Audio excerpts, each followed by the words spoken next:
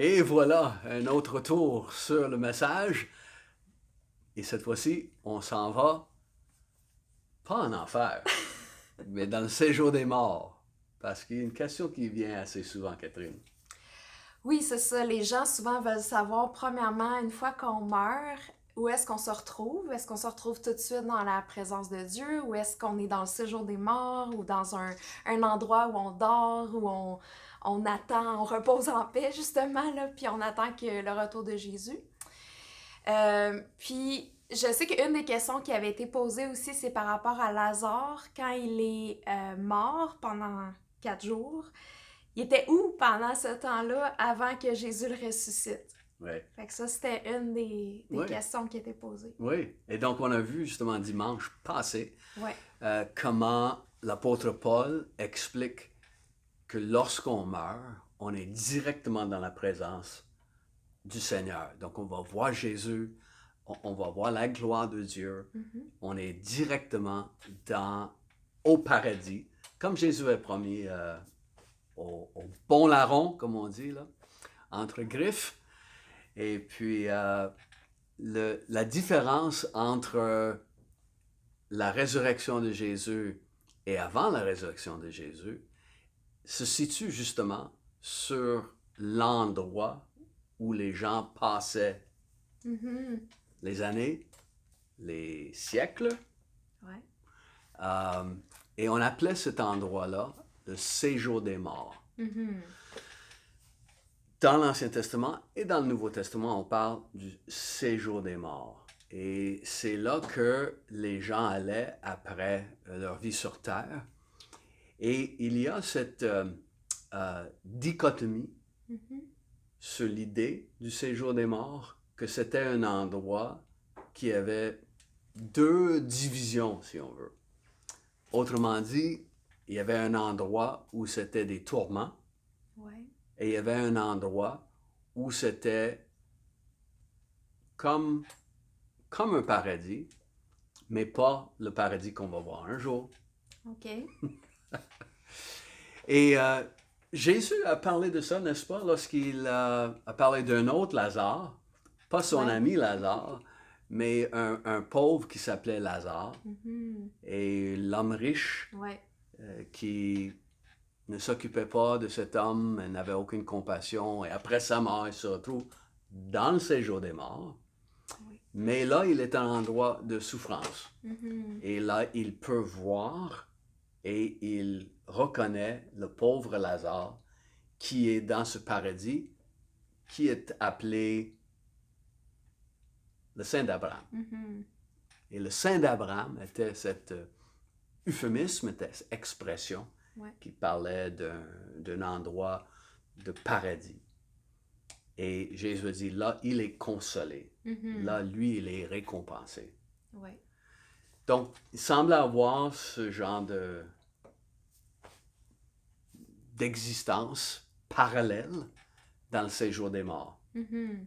Des gens qui attendaient, qui avaient la foi dans ce que Dieu avait dit. Ouais. Donc, ils attendaient le Messie, Mhm. ou ils avaient dit oui à la révélation que Dieu avait donnée, et des gens qui avaient refusé Mhm. la révélation de Dieu. Ouais. Donc, je dirais, Catherine, que la chose qui vient chercher les théologiens beaucoup, Mhm. c'est ce texte dans Éphésiens chapitre 4, Ouais. où ça parle de Jésus qu'après sa mort, il descend dans les régions inférieures. Donc, l'idée du séjour des morts. Mhm. Et là, il va amener avec lui, à sa résurrection, les captifs, ceux qui étaient là. Donc, ceux qui attendaient, si on veut, le moment où le sacrifice pour le péché est fait. Mhm. Et là, la résurrection, ils peuvent remonter de cet endroit Ouais. et être au paradis pour le reste de leur existence avec Jésus. Donc Mhm. ça, c'est une réponse très courte à une question théologique très compliquée. Et le séjour des morts, c'est le mot en grec, c'est le mot Hadès, Mhm. qui veut dire un endroit d'obscurité. OK. et qui est devenu le terme qui parle de la région après la mort. Donc, Jésus va dire, n'est-ce pas, en réponse à Pierre, que les portes du séjour des morts ne pourront pas avoir la victoire sur l'Église. OK. Et c'est ce mot-là qui est utilisé encore une fois. Donc, c'est un endroit qui représente la mort. Donc, voilà. Est-ce qu'on va connaître davantage qu'est-ce que c'était?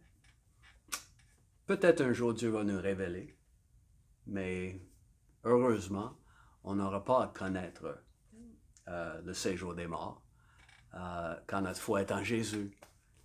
Et voilà. Est-ce que il y avait une autre question, je crois, par rapport à Saül? Oui, c'est ça. Ben ça, c'est pas une question qu'on avait reçue nécessairement, là, mais c'est l'idée que le passage où Saül voudrait consulter le prophète Samuel, qui est décédé à ce moment-là. Puis, parce que précédemment dans sa vie, ça avait souvent été son conseiller. Puis là, il va voir une femme qui communique avec les morts. Puis on voit que cette dame-là réussit en tout cas à communiquer avec Samuel, puis il dit quelque chose comme pourquoi est-ce que tu me déranges dans mon repos, quelque chose comme ça, là. Je sais plus le verset par cœur, mais c'est un peu ça l'idée. Fait que je sais que ça, c'est quelque chose qui suscite beaucoup de questions aussi, parce que comment ça que Samuel est pas au paradis, comment ça qu'il est au séjour des morts, comment ça qu'il y a une possibilité qu'il revienne aussi, puis qu'il communique, ben pas qu'il revienne, mais en tout cas qu'il se manifeste un peu, là, puis qu'il communique, fait que... Ouais, c'est bien mystérieux. C'est bien mystérieux. Ce passage-là. Oui, encore une fois, la Bible ne donne pas beaucoup de détails là-dessus. Juste, la Bible, si on veut, garoche les faits. Voilà ce qui est arrivé. Une chose intéressante dans cette histoire, c'est que la sorcière est tellement surprise quand Samuel se présente. Elle ne s'attendait pas à ça. Elle était bien contente de prendre l'argent de Saül et de faire quelques trucs pour lui convaincre Saül qu'il reçoit des conseils de Samuel. Je ne sais pas comment elle allait représenter Samuel. Mais elle a vu le vrai Samuel et ça l'a beaucoup étonnée. Elle ne s'attendait pas du tout à ça. Mais ça vient appuyer encore une fois l'idée que les justes, ils attendaient dans le séjour des morts pour cet événement glorieux qui est la mort et la résurrection de Jésus pour nos péchés. Et donc c'est pour ça que notre ami Samuel était dérangé dans son repos dans le séjour des morts. Donc voilà, bon repos, vu qu'on a le repos dans la foi, dans l'attente de notre glorieuse existence pour toujours dans la présence du Seigneur. Ce dimanche, on regardera encore une fois quelle est la gloire de notre Seigneur. Catherine, tu nous apportes un message sur ça. Oui. Comment on va voir la gloire de Dieu rendue au ciel. J'ai hâte d'entendre ça. Donc, soyez au rendez-vous dimanche, alors qu'on regarde encore notre vie après la mort.